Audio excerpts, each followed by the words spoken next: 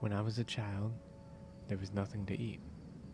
I was the eldest of 5, so it was my job to make sure that I always let my brothers and sisters eat before me.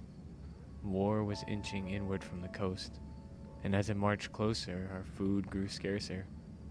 Animals fled the area or were slaughtered and consumed in panic by the other families in our village.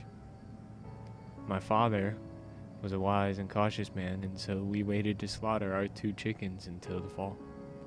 When grass and tree bark had become too hard to find or inedible, the other families knew we had chickens, and father stayed up all night, every night, to watch over them. He had to kill at least one boy from a neighboring town who had gone mad with hunger and tried to burn down our small home with a burning branch. When the chickens were naught but bones, and the bones had grown brittle and porous from mother's many soups, my parents sent my 2 eldest siblings and I out to collect bugs and field mice for supper. We were hungry, but not quite starving, until one morning we woke to the first frost and there was nothing alive left to eat. My parents began to discuss the inevitable. Perhaps my father should go to the coast and sell his father's pocket watch to one of the drunken but well-paid soldiers. It was the only thing we had of value, and the only family heirloom my father had to pass down to me. I didn't want him to go. I was afraid war would arrive while he was gone, and I was too young and too weak to protect my mother and younger siblings. I begged him to stay, but he insisted it would be alright and promised to be back within 2 weeks. I was so scared that when he and mother were outside preparing his satchel, I smashed the pocket watch under my foot and placed it back in my father's half-rotted desk. My mother cried for days. Father did his best to comfort her as I watched him peel the leather from my father's boots and boil the hide for dinner. The next night, mother found a dead rat and boiled away the disease with the new fallen snow from outside. The next evening, she filled our bellies with rat bones and more melted snow. My little brother, Albert, kept everyone awake that night, crying over his hunger. He begged for all the things we'd eaten when we had a garden and animals: beef, stew, white rolls, succulent corn, and spiced lamb. He made all of our stomachs moan and torture us, and I soon screamed at him to be quiet while my mother sobbed from her room. Father stroked Albert's hair for hours, and then went back into his and mother's bedroom, shutting the door behind him. Albert moaned until the thin light of dawn peeked through our threadbare curtains. I could hear father in his room, tinkering with the watch. My hunger had long worn out my fear of soldiers, and I silently prayed that he could repair it. Father worked on the pocket watch all through the day and into the night. Celia had found dead crickets in the walls of the abandoned bakery, and as we ate them, father emerged from his bedroom with mother right behind. The smile on his face was one I had almost forgotten, as I had not seen it since the day my youngest sister was born. He told us that he had repaired grandfather's watch, and that he'd heard of a soldier encampment nearby. 3 days, he promised us. 3 days, and I will return with carrots, lamb, and rolls so big they'll fill our bellies for a year. We clapped our hands in delight and ran around our small dirt yard with a glee that seemed a foreign language to us. Father said that we were all to help mother find beautiful things with which to dress the table.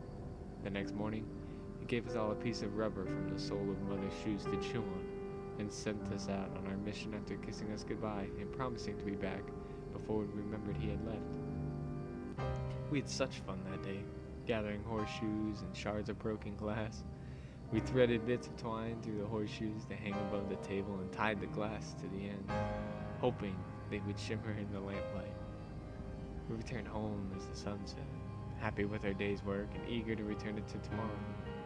We weren't yet in sight of home when I first smelled it. Onions, chicken broth, spiced lamb, even Swedes.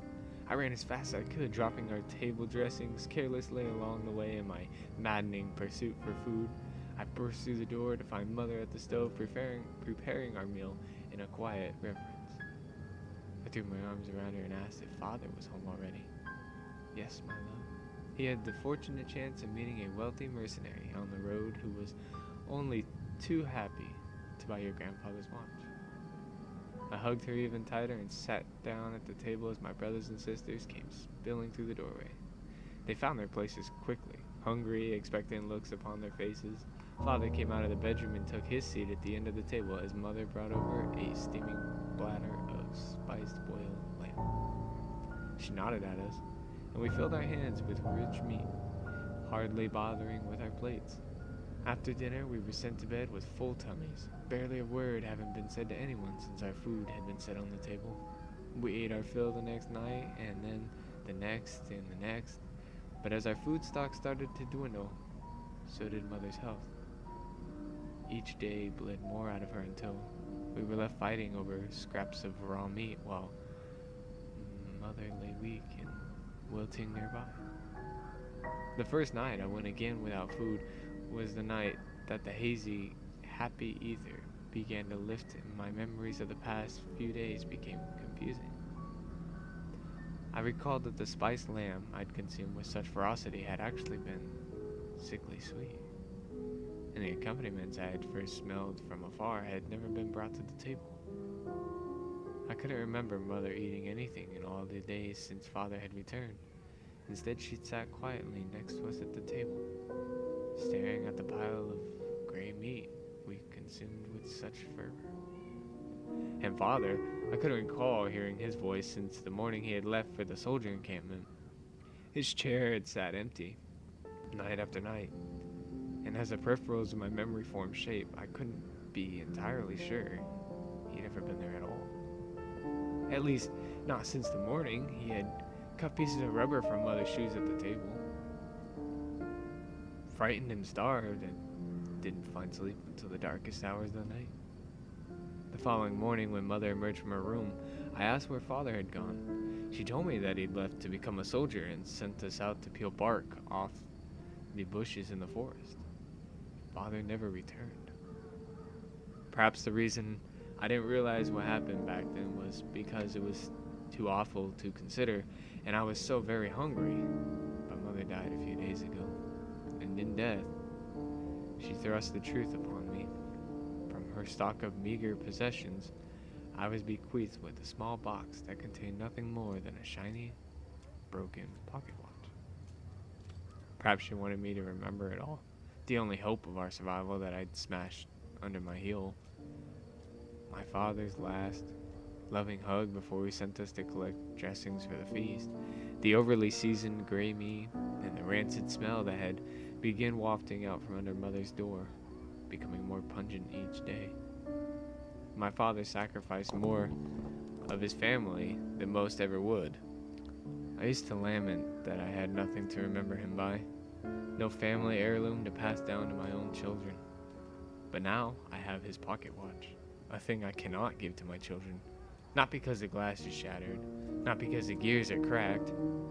I cannot part with the watch because it is a curse that I must bear.